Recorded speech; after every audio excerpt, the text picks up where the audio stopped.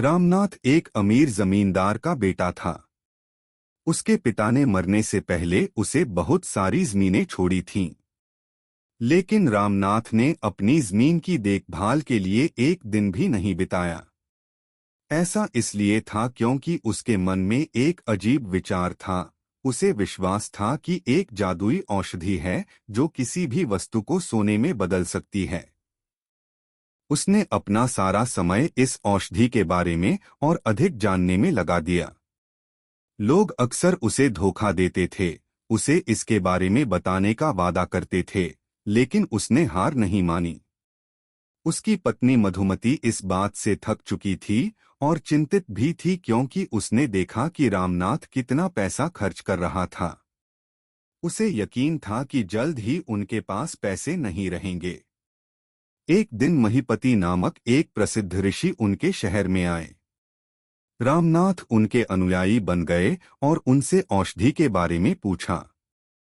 आश्चर्य से ऋषि ने उत्तर दिया, हाँ, हिमालय की अपनी यात्राओं में मैंने सुना था कि तुम ऐसी औषधि कैसे बना सकते हो, लेकिन यह मुश्किल है।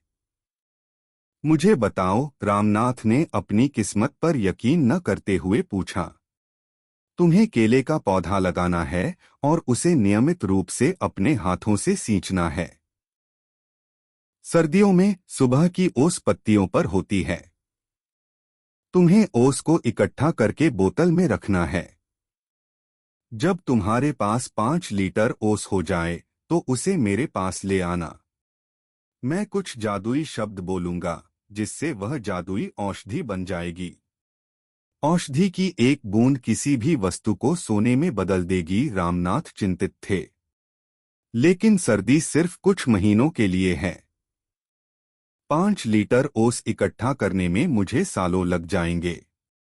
तुम जितने चाहो केले के पौधे लगा सकते हो, लेकिन याद रखो तुम्हें उनकी देखभाल खुद करनी होगी और ओस को अपने हाथों से इकट्ठा करना होगा। रामनाथ घर गए और अपनी पत्नी से बात करने के बाद अपने बड़े खेत की सफाई करने लगे जो इतने सालों से खाली पड़े थे। वहां उन्होंने केले के पौधों की कतारें लगा दीं। उन्होंने सावधानी पूर्वक उनकी देखभाल की और सर्दियों के महीनों में उन पर जमने वाली ओस को बड़ी सावधानी से इकट्ठा किया। उनकी पत्नी ने भी उनकी मदद की। मधुमती ने केले की फसल को इकट्ठा किया, उसे बाजार ले गई और इसके लिए उसे अच्छी कीमत मिली। वर्षों के दौरान रामनाथ ने अधिक से अधिक पौधे लगाए और उनके पास केले का एक बहुत बड़ा बागान हो गया। 6 साल के अंत में आखिरकार उनके पास 5 लीटर ओस थी। सावधानी से वह बोतल को ऋषि के पास ले गया। ऋषि मुस्कुराए और पानी के ऊपर कुछ बुदबुदाया। फिर उन्होंने बोतल वापस कर दी और कहा, इसे आजमाओ। रामनाथ ने तांबे के बर्तन पर कुछ बूंदें छिड़की और उसके सोने में बदल जाने का इंतजार किया। उन्हें आश्चर्य हुआ कि कुछ नहीं हुआ। यह धोखा है, उन्होंने ऋषि से कहा। मैंने अपने जीवन के 6 कीमती साल बर्बाद कर दिए हैं। लेकिन ऋषि महीपति ने केवल मुस्कुराया और मधुमती को आगे आने के लिए कहा। वह एक बड़ा बक्सा लेकर आई।